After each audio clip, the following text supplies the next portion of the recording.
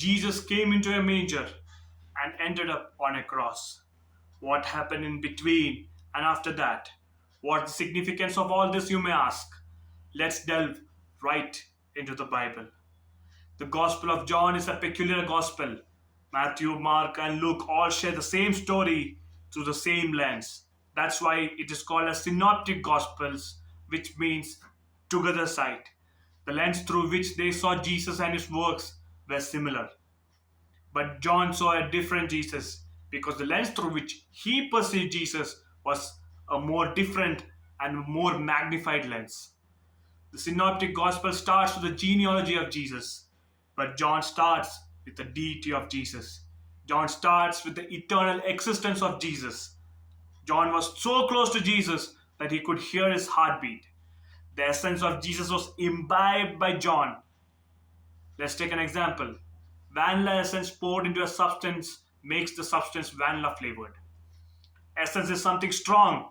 It's the concentrate of a particular flavor. Jesus imparted his essence to John.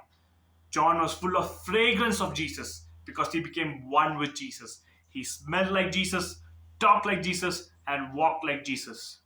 In the Gospel of John, when Andrew asked Jesus, "Where do you stay?" he wanted to know him. Andrew didn't ask, "Where are you going?" or "Are you the Messiah?" He just wanted to know Jesus. We can't be like Jesus just by knowing about him or just by admiring him from far. We need to stay with him.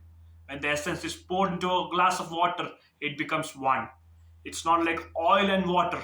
And when the essence is poured into something, we can't see the essence, but we can taste it and smell it. The essence dissolves into the water and we can separate the two. The process of becoming one with Jesus is what the manger and the cross is all about. What happened in between the manger and the cross is to show us that sin is not always victorious. And what happened after the cross is to show that death is not always victorious. The lion was tamed and the lamb slaughtered only for men to reconcile with his true master. Jesus didn't come to topple the Roman government. The war which was lost by first Adam in the Garden of Eden was won by the last Adam on the Mount of Calvary.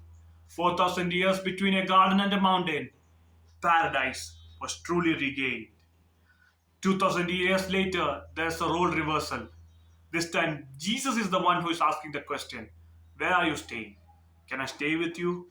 Most of us not understand the question asks, "Where do you want to stay?" He then answers, "In the little manger of your heart."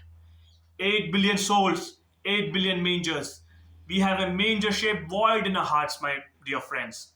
The question is, are you willing to accommodate him into that little manger of yours? Heaven's own Son, who bows to none, humbled himself in a stable, made his bosom his cradle, who was from eternity to eternity, came down in time-bound fragility, whose lifestyle not mere serendipity, close to leave in heaven his divinity, who made everything by his word, descended to be slain by a sword. The lamb was sheared to reconcile with his herd. The heavens couldn't contain him, the stable couldn't refrain him, the grave couldn't confine him to make his abode in me. I hope you're blessed by these words. Until next time, bye.